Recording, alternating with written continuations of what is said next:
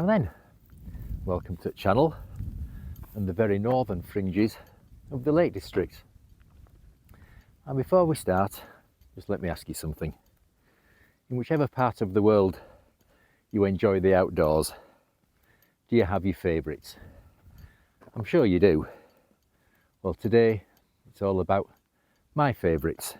Having recently completed 500 Wainwrights, I started to look back and think, what have been the standout moments? So this video is all about 10 of the best. Now, although I've numbered them 1 to 10, with the exception maybe of the top 3, they could really be in any order. So we'll crack straight on with number 10. So number 10 is Great End, but it's Great End going up via the Band. Now, not only do I like this route, it's also a bit of a special place for me, because Great End was where I finished both my first and second round of Wainwrights. So the way we did it, we started off with the tourists at Seathwaite, and then we headed off up Riggindale and then down the path from Sprinkling Tarn towards Styhead Tarn, and then before you get to Styhead Tarn, you branch off left. Now, I don't know if we went too early because it was a bit pathless to start with, but then you pick up a vague trod and it takes you up onto the main ridge of the Band, and then from there it gets a bit steep. There's no scrambling, but there is a steep path up through the crags, and then you pop out at the top of Great End. So yeah, that's a great route. It's a quiet route going up that way. As I say, for me, it's the place where I finished both my first and second rounds of Wainwrights, and I doubt very much there'll be a completion of the third round. So yeah, that comes in at number 10, Great End via the Band. So in at number 8 is the Eagle Crag Terraces. Now this is a great route up to Eagle Crag. Start off in, well, we've started in both Rossthwaite and Stonethwaite, and you head on up by Stonethwaite Beck, and then when you get to, I think it's Smithymeyer Island, you go over the footbridge as if you're going to head up Langstrath.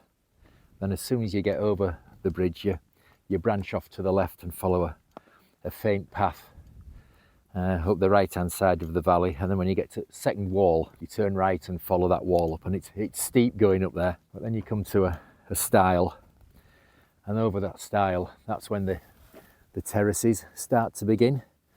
You look out for I think it's now a dead rowan tree at the top of a gully, and I think Wainwright in his book says that's the key to finding your route, is finding that rowan tree. So you're up that gully, and then you turn right at the top of that gully, and you zigzag your way up the terraces, and as you're going up, the views over Langstrath start to open up. There are a couple of little scrambly bits on it, that bit by the rowan tree, and then there's a little short section later on near the top where you have to get a bit hands-on with it.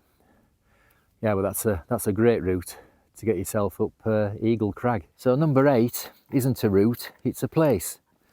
It's Kidsty Pike, because the whole area round Haweswater is where I first fell in love with the Lake District. I started doing voluntary work for the RSPB when golden eagles used to breed in Riggindale, and I just fell in love with lakes. And we used to spend like 48-hour shifts in a temporary hut in the valley with a viewpoint there, and it was just, I loved it. And to me, the view from the top of Kidsty Pike looking down Riggindale just brings back memories of those early days falling in love with the Lake District, and it is a stunning view as well. So yeah, number 8 is Kidsty Pike. So number 7, it's a bit of a strange one, because it's like base brown, but it's not base brown. It's the route up to base brown via the Hanging Stone. Again, it's another quiet route. So you start off in Seathwaite, and there's generally a few people in Seathwaite, and then you go up via Seathwaite Slabs just after you pass the slabs when you get to the top at Gully. You veer off left, it's pretty pathless to start with, and then you pick up a faint trod and it takes you up to the hanging stone, and the views looking back down the valley are just amazing. And it's a quiet route, and it is a good route to get up to Base Brown, but the actual location isn't Base Brown itself, it's the hanging stone. So yeah, that's in at number 7. So number 6, it's a bit of a buy one get one free is number 6, because it's Deepdale and St Sunday Crag. Deepdale is just absolutely stunning, and it's quiet. Have you noticed there's a theme in these? They're quiet. So yeah, Deepdale, absolutely amazing valley. The crags in front of you below Fairfield are just absolutely amazing. We've actually camped up there as well.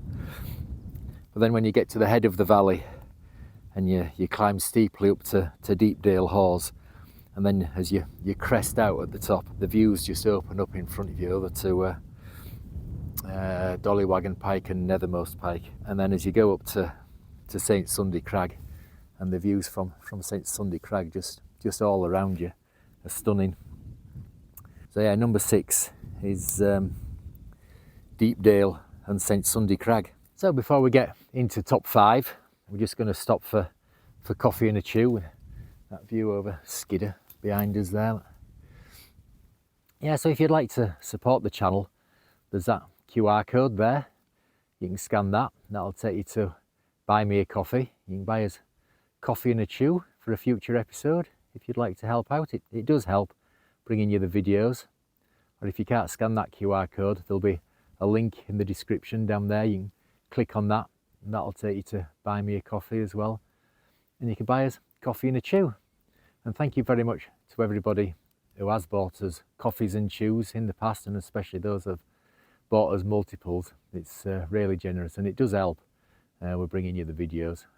That fly just flown onto the camera.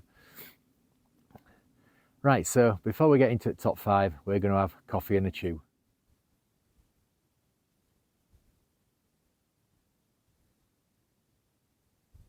So the top 5, and in at number 5, it's another one that's about the journey and not the destination. It's Dale Head, but via the path that goes through the old copper mines and round the back of Dale Head Crags. Absolutely stunning route. It's one of my favourite routes in the whole Lake District. Well, it's not as good as one that's coming later, like. Yeah, it's a fantastic route. You start by going up Newlands Valley, and then instead of carrying on up the left hand side of the valleys, if you're going to go up to Dale Head Tarn, you branch off right and you cross Newlands Beck, which can be a bit tricky if there's plenty of water going in it.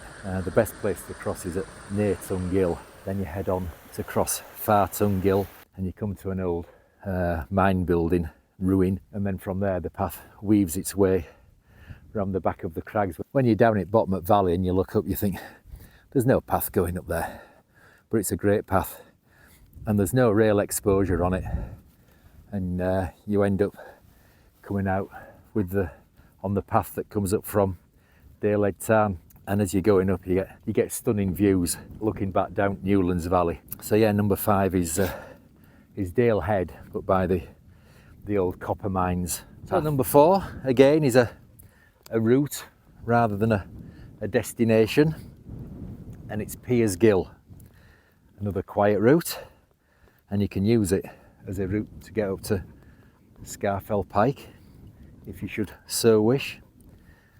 Start off in Wasdale Head and then cross Lingmel Beck, which again can be tricky if there's plenty of water coming down it, but then you work your way up the left hand side of Piers Gill, and it's just absolutely stunning. You eventually come to a bit of a scramble. Take your time and take care, it's okay, but then the crags just all around you, and it's really dramatic. And you eventually pop out on corridor route below Middleboot Knots, and you get back into crowds there. But yeah, Piers Gill, really dramatic route, but whatever you do, don't venture into Piers Gill, keep on left hand side of it. So yeah, number 4, Piers Gill. Now you might be wondering, before we get into the top 3, where we are. We're in an old quarry, which is just below Fold's Brow, which is just over that way. We come here quite a lot just for a little stroll, nice and handy. So yeah, top 3. Now out of the 10, these are really the only 3 that I think are in the right place. These really are, for me, the top 3. So coming in at number 3, it's another hill. It's a burkitt and it's called Pen, and it's just below Scafell Pike. Now the way we've got to it before is to go up Eskdale from Warhouse Farm. Now it can be a bit busy until you get to like Lincove Bridge, and then from Lincove Bridge you head up to Great Moss, and it's quiet going up there. But then from Great Moss, after you cross over the infant River Esk, it's like that. It is steep. It's one of the steepest ascents I've ever done up to Pen. But when you get to the top, oh, the view's all around you. Well, you've got like Scafell Pike behind you, and I think it's Crag. So you've got the crags there, and then looking other way, you're looking down over Great Moss and down Eskdale. Absolutely stunning. Top place, it really is. Well, it takes some getting to, and then if you're going on to Scafell Pike from there, it's a bit vague and a bit rough in places. But Pen, yeah, it's a solid number 3 for me is Pen. So number 2, it's another one that's all about the journey rather than the destination, and it's the Climbers Traverse route up to Bowfell, another stunning route. You start off by going up the band, heading towards Three Tarns, but then before you get to Three Tarns, you branch off to the right and you pick up this Climbers Traverse path. It's a bit misleading, is the name. There's no climbing on it. It's what climbers use to get to Bowfell Buttress. Yeah, great. It's a bit narrow and there's a steep drop off on your right hand side as you're going along, but the views over Mickleden, I'm actually saying something good about Mickleden. Yeah, the views over Mickleden and over to the Langdale Pike's absolutely stunning. And then you like come to the end of the traverse path, and then there's a little bit of a scramble up by the side of the Great Slab, and that's good. And then once you're up there, you then pick up the tourist path going up to Bowfell from like Three Tarns. But the views, and it's quiet and it's not that exposed. I say there's a big drop off to your right, but to your left it's fine. So yeah, number 2 is Climbers Traverse. So drum roll, number 1. Where is my all-time favourite place in the Lake District? It's going to surprise you, is this? It's not Scafell Pike, it's not Skidder, it's not Great Gable, it's not even a Wainwright. It's a burkitt, it's called Pike de Bield, and it is absolutely stunning. To get to it, or how we've got to it, head off towards Crinkles, then before you get up to first Crinkle, pretty pathless, and you come to Pike de Bield, and as you get into the summit and the views over Great Moss and the Scarfells just open up in front of you, and then you've got like Esk Pike and Bowfell, the Crinkles, and then right over to the Coniston Fells. It is absolutely stunning, and nobody goes there. Yeah, my number 1 place in the Lake District, without a shadow of a doubt, is Pike de Bield. It is absolutely stunning. So that's it. That's my top 10 places in the Lake District. You might not agree with them. I think most of you probably won't. But if you've got any comments and any ideas as to what your top 10, 5, 3 or 1 might be, drop them in comments down there. It'd be nice to have a read of them. So yeah, brilliant. Well, I'm going to finish my coffee now, and then car's just parked on the road down there. So we'll get off down there. So I hope you've enjoyed this, something different, telling you what I think about my favourite places in the Lake District. And hopefully we'll see you on another one soon. Ta-ra!